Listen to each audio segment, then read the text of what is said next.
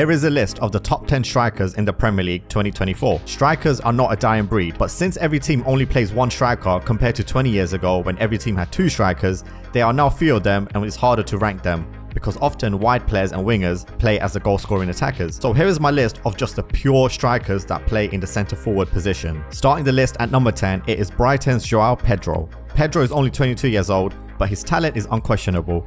Brighton broke the transfer record to sign him and he's been great for them ever since. Pedro can dribble, he can pass, and he's very good at finishing. He's been rotated quite a lot at Brighton, but his stats so far have been a great return, with 32 games played and registering 19 goals so far this season. At number 9, it is Dominic Solanke of Bournemouth. He moved around from Chelsea to Liverpool and he landed at Bournemouth in 2019 for £19 million.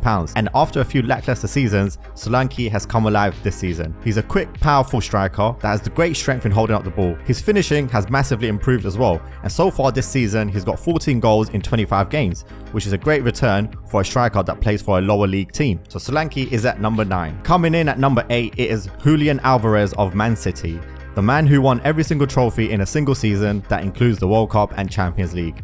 Alvarez is a versatile forward who can play in various positions. He has great dribbling abilities with close control. He's great at finishing. He can shoot, and he can shoot from very long distances. It's hard for him to establish himself in the Man City as the main centre forward because of another player that might come up on the list. So we may not see his full potential as a central striker, but he's still a great player and therefore he's number 8 on my list. Coming in at number 7, it is Newcastle's Alexander Isak. Newcastle bought him for £60 million to be their star man, and he's often shown world-class capabilities, but injuries and inconsistencies of the team has stopped him from taking the league by storm. Nonetheless, Isak is a powerful striker. He's great at link-up play. He's got pace, he's got great decision making, and he often shows shades of Thierry Henry in the way he dribbles the ball, takes players on, and finishes the ball in the bottom corner. Last season, he finished with 10 goals in 22 games, and this season, he's got 11 goals in 19 matches so far. Isak is at number 7. Coming in at number 6, it is Ollie Watkins of Aston Villa. Watkins has been leading the line for Aston Villa's push for top 4 this season. Unai Emery has found a way to get the best out of him, and Watkins is having the best season of his career.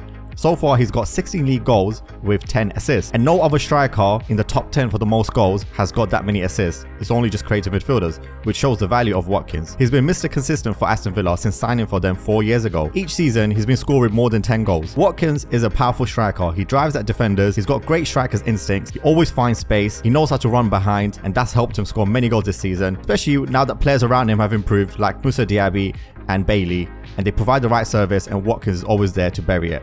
Watkins comes in at number 6. At number 5, we have Rasmus Højlund of Man United.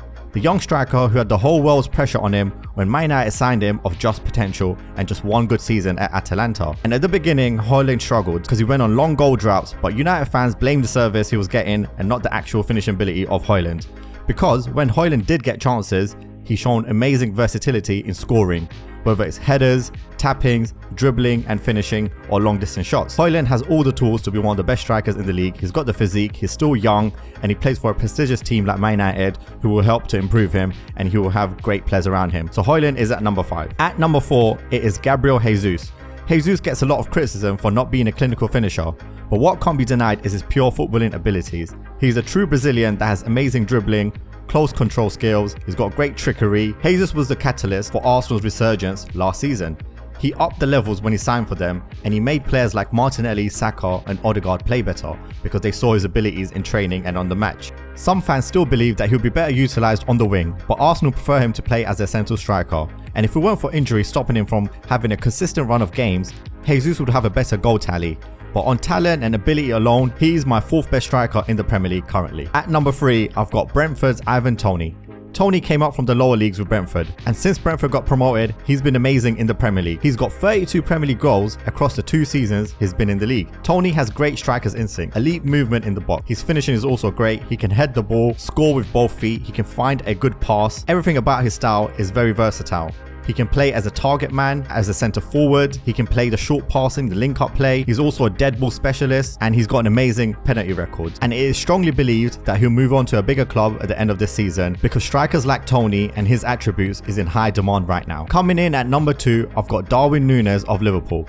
Liverpool signed Darwin Núñez for about £65 million, and And though in his debut season, he had a lot of missed chances, a lot of easy missed chances, people were missing the fact that he was still getting in those positions, and if you just worked on his finishing, those could be converted to goals. Núñez has a great athletic build, he's tall, has great speed for his size, and he showed in his time in Benfica that he can score in the big games in the Champions League. And even though he misses easy chances, he scores a lot of great looking goals. Núñez always finds himself in good positions. That's because he can create space for himself. And once it all clicks for him, I think he will be a world-class striker very soon. Last season, he finished with 9 goals and 3 assists, which is not great, but this season he's improved a lot. And so far, he's got 10 goals in 25 games and also getting 7 assists. Núñez is clearly Liverpool's future. And once they decide to build a squad around him and make him the central focal point, that's when we'll see the best of Núñez. When Liverpool decide that Salah is no longer the main man and they decide that Núñez is the main man and they service him correctly, Núñez will become a world-class striker and we'll see the best of Núñez. Coming in at number 9, it is the best striker in the world, not just the Premier League, it is Erling Haaland. He's only 23 years old, but he's already a legend, a footballing icon. He breaks records everywhere he's gone, from Salzburg to Dortmund and now at City. Haaland is the most clinical finisher we've seen since Cristiano Ronaldo. Odd thing about Haaland is that he's not great at dribbling. His first touch is alright, he's not that great at passing. But Haaland is good at one thing and one thing only, and it's the most important thing, and that's putting the ball in the back of the net. He is elite at finding space, knowing where to receive the pass. He plays football with a menacing machine-like intensity where he wants to eat his opponents, and with his big frame he often does eat his opponents, and they're often left eating dirt while he buries the ball in the back of the net. Last season, of course, he broke many records in the Premier League. He finished with 49 goals in all competition, and this season he's at 23 goals in all competitions already. Haaland won the treble in his first season. He has taken the league by storm. We are blessed to be watching Haaland in the Premier League. Back in the days, usually a player like him will be at Real Madrid or Barcelona, but with the power Premier League has, Haaland is in the hardest league in the world and he is absolutely killing it. He is the best striker in the Premier League and in the world. That was my list of the top 10 strikers in the Premier League as of 2024. Please let me know in the comments what you think of my choices. Please give the video a like and subscribe to my channel for more content. Thank you.